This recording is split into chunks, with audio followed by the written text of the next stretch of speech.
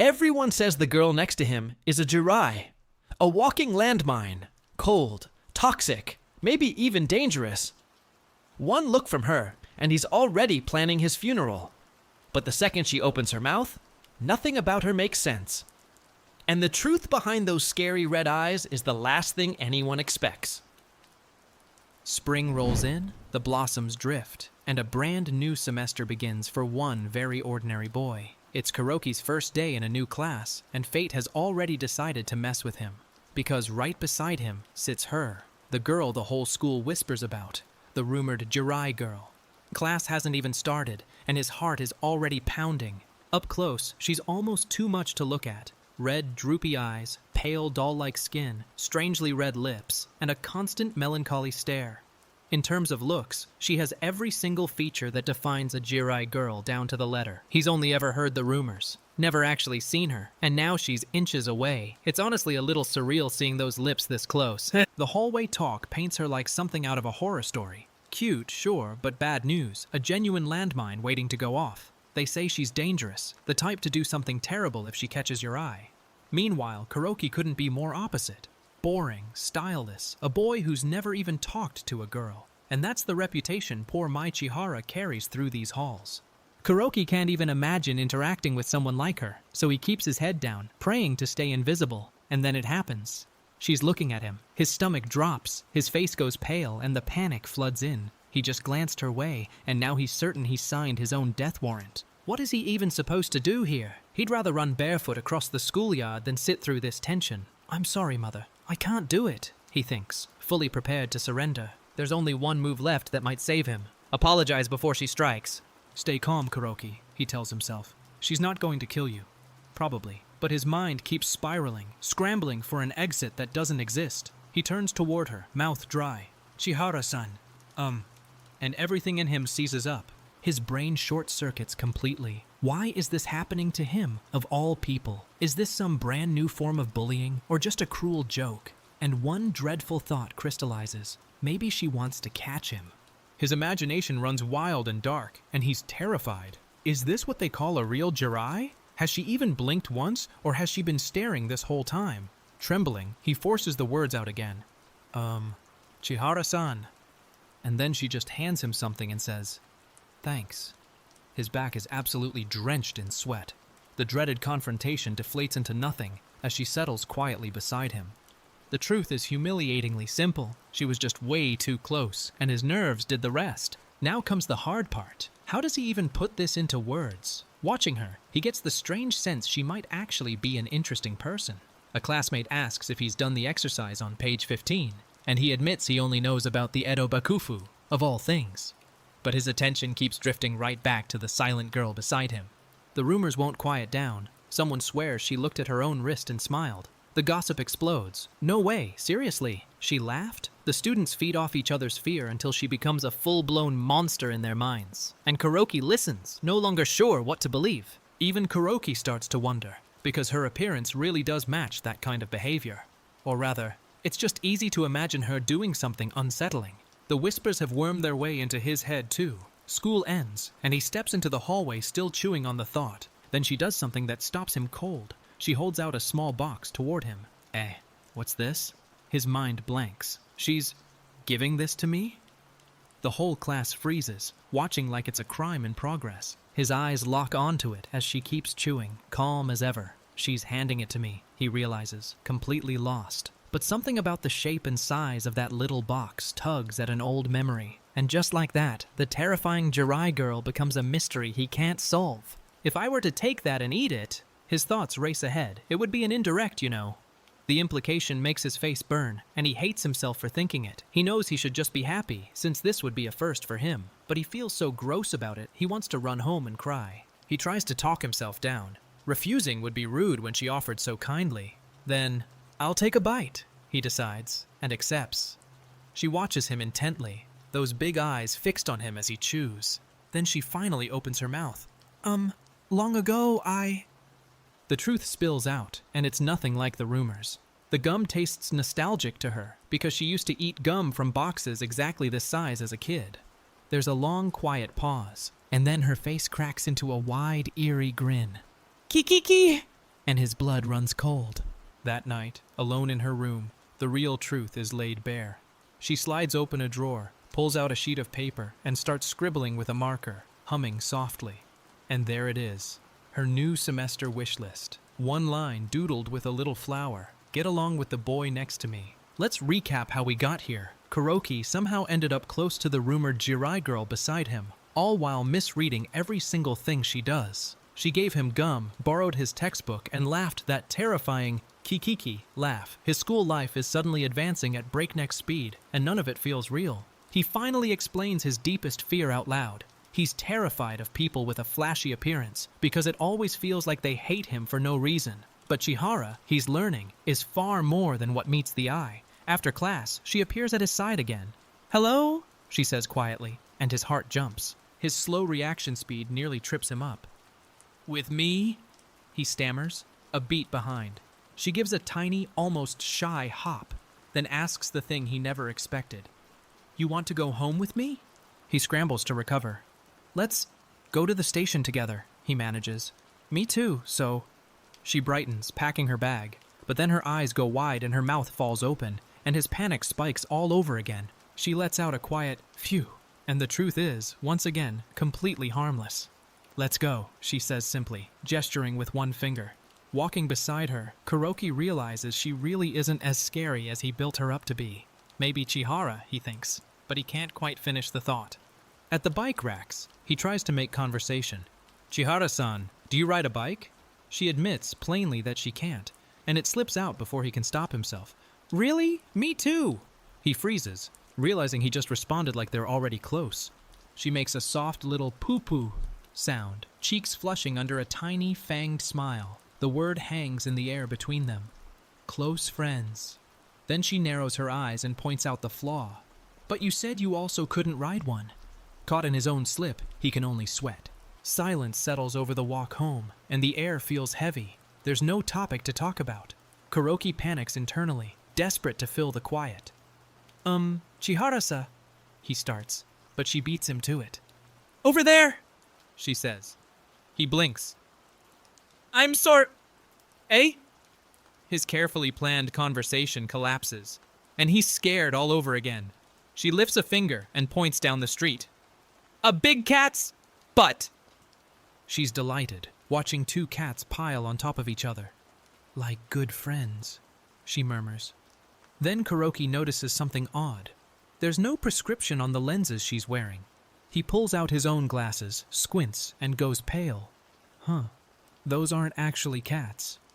He offers her his glasses, heart hammering. She slides them on, blinking at the suddenly sharp world. There's a beat of realization, then she hands them back, quietly anxious. "Thanks for the glasses," she says. "Yeah, you're welcome." Steam practically rises off her face. She's blushing? The unshakable Jirai girl is bright red and flustered over a borrowed pair of glasses. "Forget what happened," she mumbles. "I'm sorry." There's a long pause as she wobbles beside him. "You idiot, Kuroki!" she huffs. But there's no venom in it, and watching her flustered face, a quiet truth lands on him. "Chihara-san is pretty cute." "So you like cats?" he ventures. "I told you to forget about that." They reach the station, and it's nearly time to part. "Well, I'm going to track 4. "See you," she starts. Then suddenly, hold on. She rummages in her bag and pulls out her marker. Wait, what's she gonna use that on? She uncaps the pen and writes on his arm, "Love Cat Mai." "It's my chat ID," she explains. She wants to keep talking to him, she says, outside of school too. And as she walks off, he slowly grasps it. So she does like cats. He floats home in a daze. "I'm back," he calls. Then, half to himself, "I just got Chihara-san's contact info." From the other room, his mom cheerfully shouts, "Congratulations!" The plain, friendless boy somehow has the contact info of the most talked-about girl in school. The scene cuts to Chihara, and a loud, bubbly presence crashes in. "You! Mai!" A blonde girl with twin tails throws an arm around her. "Are you free now? Want to come to my classroom?" And just like that, we meet the one person who isn't scared of her at all. This is Chihara's friend, Chinatsu Iwakura, and she starts painting Chihara's nails black, chattering the whole time. "Your nails are so lame. Hold still." Chihara's eyes go wide and helpless, ticklish under her grip. Black suits you, Mai. It's super cute. Chinatsu talks a mile a minute about her new boyfriend who loves her so much. Isn't he just the best? He's so sweet. He doesn't think I'm annoying at all.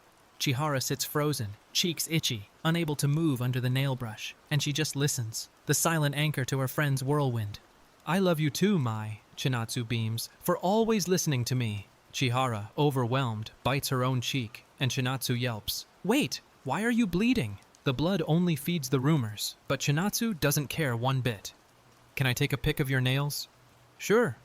Chinatsu keeps going. Her boyfriend's the best, always quick to read her messages. I'll send it to him. I'll tell him I painted those. Then Chihara's eyes lock onto the screen, counting.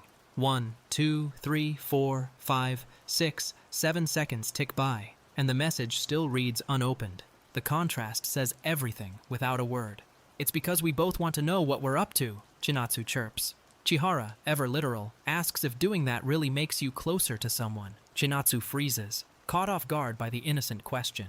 Chinatsu recovers with a bright laugh. That's right, you're cute, Mai. Then she leans in with the real question. Is there someone you want to get closer with? Chihara gives a tiny, eager nod. Delighted, Chinatsu makes her a promise. She'll keep painting Chihara's nails, do her makeup, even pick out clothes for her. So there's no need to worry, okay? Chihara nods, the sparkle in her eyes betraying her relief. When school is over, let's go pick out some clothes. And somewhere out there, Kuroki has no idea what's coming.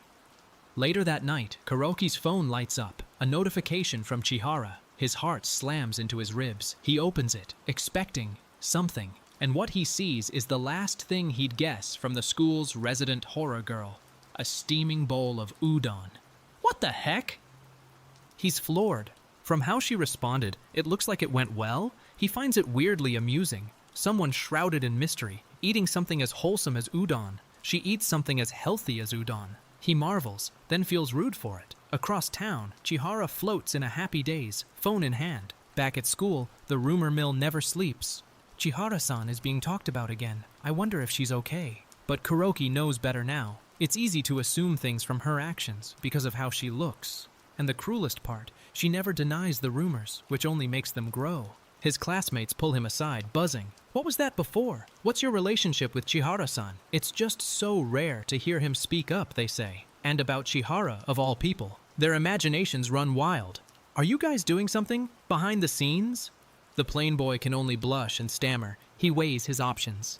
Maybe he'll tell them about the gum. But they go home together, and that might spark an even weirder rumor. By the way, a friend says, she gave me a long one. And Kuroki's brain, primed by horror stories, pictures Chihara with a sword in hand. The truth, of course, is gum again. What the hell? The friends laugh. So nostalgic and so good. But they won't let it go. You two obviously aren't a match for each other. It doesn't make sense. He insists they're just classmates who sit next to each other. Ah. Kuroki trails off. He can't exactly tell them that Chihara can be a total airhead sometimes. The memory surfaces. Chihara pointing excitedly. Cat butts. There are 2. His friends lean in. She likes butts. A beat. She likes butts? His friends short-circuit completely, the frame drifting into outer space. 2 boys adrift in confused silence. Huh? So I think she's just a funny person and... Kuroki tries to defend her, to make them see what he sees, but it comes out garbled and strange, and he realizes he has no idea how to describe her. He decides to give them proof. By the way, he never gave her anything back for that gum, and he can't just give her nothing, but maybe giving something back is gross. He fidgets, overthinking every angle as always. Then a thought lands. He's heard she often goes to the classroom next door on breaks. He steps into the neighboring room and bumps straight into Chinatsu. Looking for someone? She asks, all bright energy. She's flashy, he thinks nervously. He works up the courage. Is Chihara-san here? Mai said her head hurt, so she went to the infirmary. Now we flash back to fill in the gap. The infirmary nurse pats a bandage onto Kuroki's head. There, your treatment is done. Ow, ow, ow. He winces. She reassures him. He lost a lot of blood, but the wound wasn't deep. So that's how he ended up here. And the story rewinds to explain it all. It started on his walk back to class. He bumped shoulders with a hulking judo club member in the hallway. Bam! The much bigger boy sent the weakling flying straight into a window, glass everywhere. The mortified judo guy scooped him up and carried him off. A simple, dumb accident. The judo member is racked with guilt. "Sorry, Kuroki. I was careless," he says, sliding over his phone number. The nurse insists Kuroki's head is still spinning and offers to carry his infirmary card, but he refuses, embarrassed. "I can do it myself." A shadow falls over him. "Where'd you get hurt?" Chihara's face fills the frame, red eyes inches from his. His heart stops, then restarts at double speed. Then she leans in close. "Kaya!" And the girl he's been told to fear is, it turns out, worried sick about him. "What happened to you?" she asks. He downplays it. "I just bumped my head. It's not a big deal." She studies him, then asks softly, "Does it hurt when you touch it?" And then she lifts her hand, the infamous Jirai girl reaching gently toward his injured head. She scratches gently near the wound, fussing over him. Chihara-san," he says, blushing furiously. "Didn't you also come here because you didn't feel well?" "Yes," she admits. The two of them, both quietly hurting, both quietly caring. Then the nurse returns and calls her over. "Kuroki-kun, I talked to your math teacher and..." The nurse steps out, leaving the two of them alone again. Chihara grabs his sleeve. "Are you okay? Where is it? Here?" Then he mentions he got a bump too, and she flicks his forehead lightly in return. You want to hurt me back?" she realizes. So sure. That night, Kuroki can't sleep. She was worried about me, he thinks, replaying it in the dark, face warm. He's still going through puberty after all, and her scent is still on him, lingering. Her scent is still here, and I can't sleep.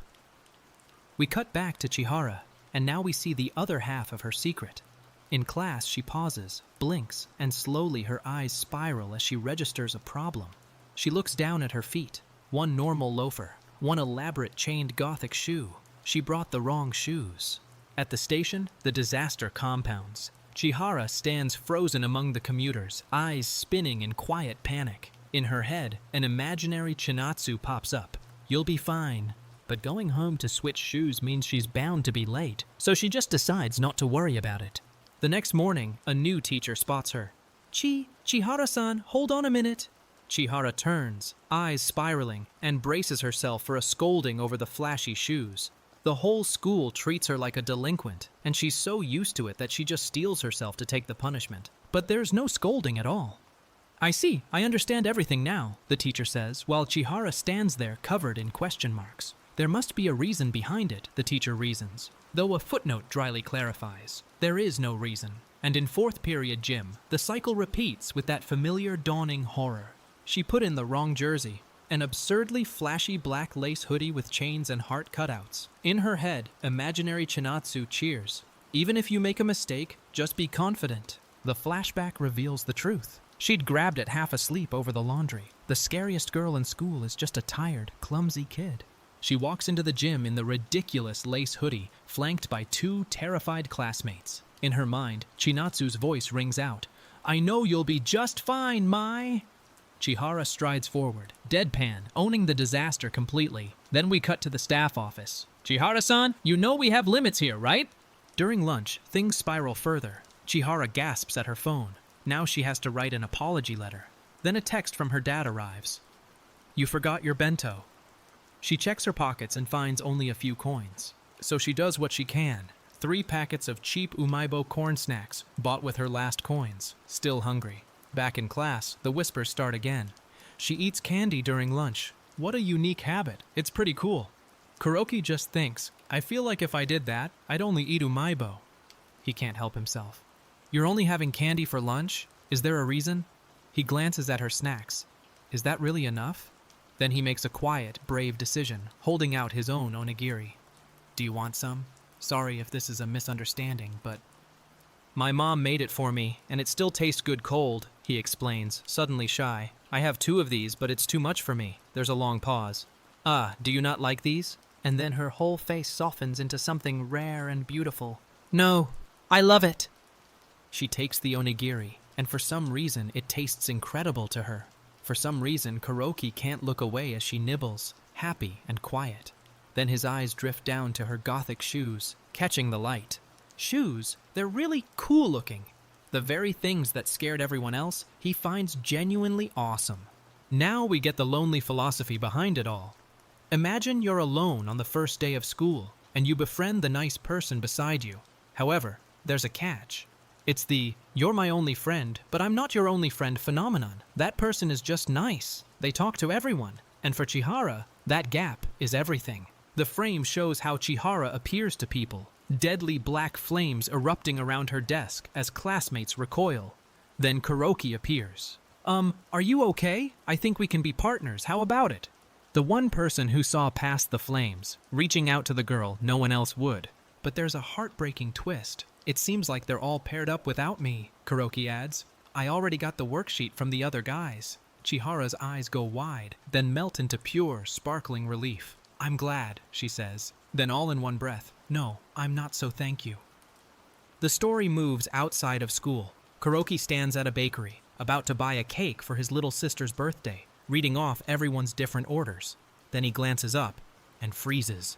Outside of school, it's Chihara, and something's clearly going on. His instinct, as always, is to retreat. She might be meeting someone. I shouldn't interfere with her private life. He starts to slip away, but then she appears right in front of him, while a man with a camera asks, "Can I take some pictures of you?" The misunderstanding nearly writes itself, but the truth is sweeter. Where did you last see your mother? Chihara is asking. Not the cameraman, but a small lost child nearby. A lost child. I want to help her, she thinks. But there's a sad problem. Her fierce eyes make kids cry. It's happened many times before.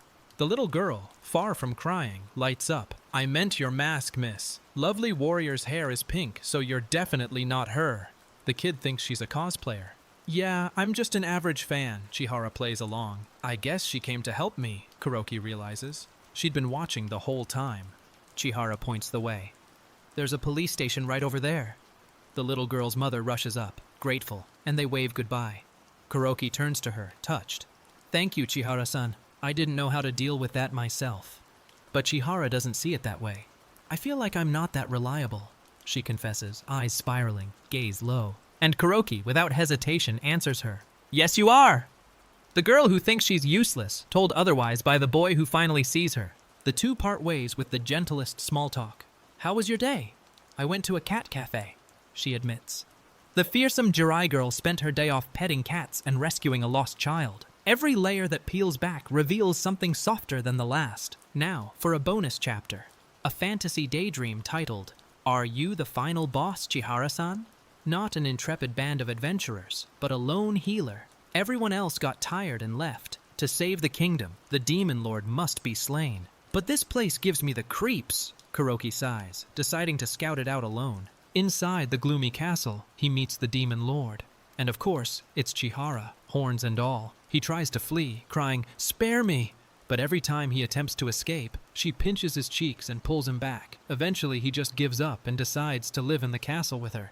Back to reality for the finale.